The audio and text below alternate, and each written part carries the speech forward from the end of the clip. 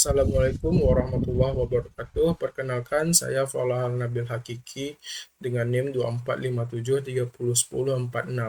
Saya dari kelas 2 SIA. Saya akan menjelaskan tentang control version. Control version ini sama kayak kita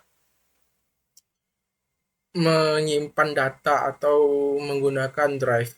Di sini semua orang bisa membukanya, mengecek atau mengedit data yang sudah kita buat atau dalam ini kode program. Nah, kode program ini bisa kita edit atau sebagainya. Biasanya digunakan oleh orang-orang yang bekerja di perusahaan yang dibagi menjadi per divisi gitu. Nah, di situ mereka bisa melakukan edit suatu kode program melalui dan kode program itu disimpan di database. Nah, ada 3 jenis control version. Yang pertama yaitu local version control system, yang kedua distributed control system, yang ketiga controlized version control system. Nah, dari ketiga itu kita akan menggunakan Git untuk penerapannya. Nah, di sini saya sudah menjelaskan kode programnya. Yang pertama kita bisa membuat root-nya. Nah, di bagian root ini get /ktd. Di sini saya menyingkatkan nama bagian yang project saya yaitu KTD kebencanaan dan tanggapan gawat darurat.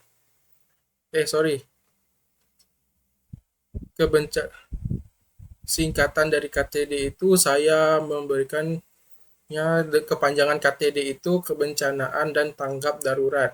Di sini saya mengerjakan bagian adminnya. Nah, di bagian root kita dapat nulis get/kdt. Nah, KDT ini bisa kita akses di alamat URL dalam kurung ini KDT controller. Nah, ini setelah di dalam URL itu akan menampilkan bagian controllernya dan class index. Nah, class index ini kita bisa pergi ke controllernya.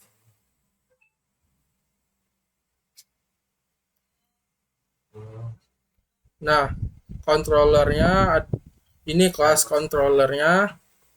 Nah, ini akan mengakses KDT controller extend controller. Nah, public function index. Public function index ini merupakan function atau fungsi index atau yang pertama atau yang ditampilkan paling atas. Nah, di sini saya menggunakan cara kedua dari judul atau deskripsi utama yaitu tanggap darurat. Tanggap darurat ini saya punya isinya tanggap darurat, kejadian, posko, pengungsi, donasi, serta logistik. Nah, kejadian bencananya, datanya yaitu kejadian bencana ID sebagai primary key-nya, jenis bencana, tanggal bencananya, lokasi, teks. Nah, ini nama jalannya, RT-nya, RW-nya, dampaknya, statusnya atau kejadian, dan keterangan di dalam sebuah data ini. Nah, ke data yang kedua yaitu posko bencana, yaitu ada posko bencana ID sebagai primary key, kejadian ID. Ini version key dari kejadian bencana di atas ini. Namanya posko utama, nama poskonya, alamat, lalu masuk ke data bencana. Data bencananya ada donasi bencana, donasi ID, kejadian ID, donatur nama, PT Peduli Bersama, jenis uang tunai, nilai. Selanjutnya ada bagian logistik bencana. Nah, logistik bencana ini ada logistik ID, kejadian ID, nama barang yang jadi sumbangan atau logistiknya, stoknya, sumbernya. Nah, ini bagian dari data logistik. Yang selanjutnya yang terakhir, distribusi logistik. Nah, ini ID-nya, logistik ID ini sebagai foreign key, Posko ID, foreign key, tanggal, jumlah, penerima. Selanjutnya data-data ini akan ngeritan ke view KDT di sini. Nah, di sini bagian view-nya saya ada memberikan sedikit tampilan biar agak menarik. Nah, ini ada tabel-tabelnya. Nah, setelah saya running akan seperti ini bentuknya. Ini baru satu pack aja. Oh ya, selanjutnya saya akan melakukan inputan gate-nya di terminal. New terminal. Nah, saya akan mencoba melakukan git init.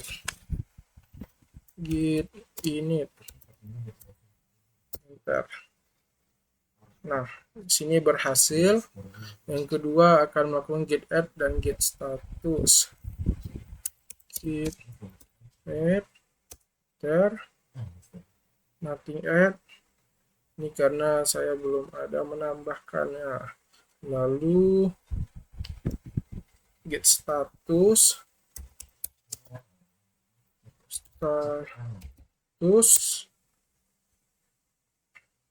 Nah, statusnya keluar seperti ini. Nah, selanjutnya git reset.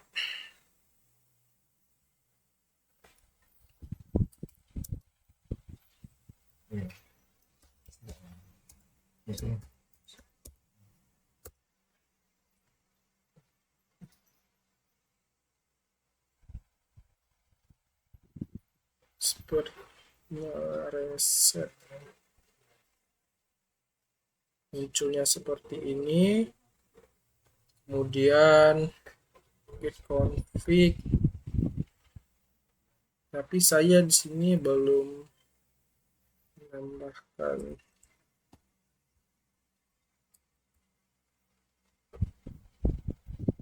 enter. Nah, sepertinya ini kosong, makanya dia nggak ada jalan. Selanjutnya mungkin ini sama karena user emailnya di sini nggak ada. Selanjutnya coba aja kita buat dulu. Ctrl C, Ctrl V. Kan ya, use git add file to include in your tidak ada include-nya, tidak masuk. Terus git config.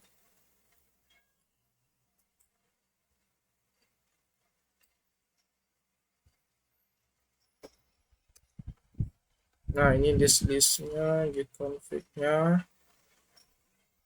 Kemudian git commit.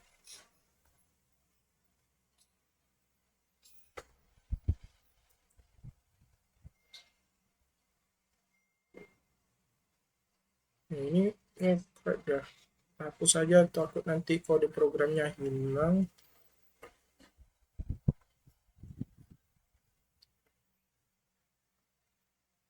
Ctrl V, enter. Nah, seperti ini tampilan git commit. Git status tadi udah. Git log. Ini atau git login atau masuk keren. Nah, ini masukin. Selanjutnya git log online. Oke.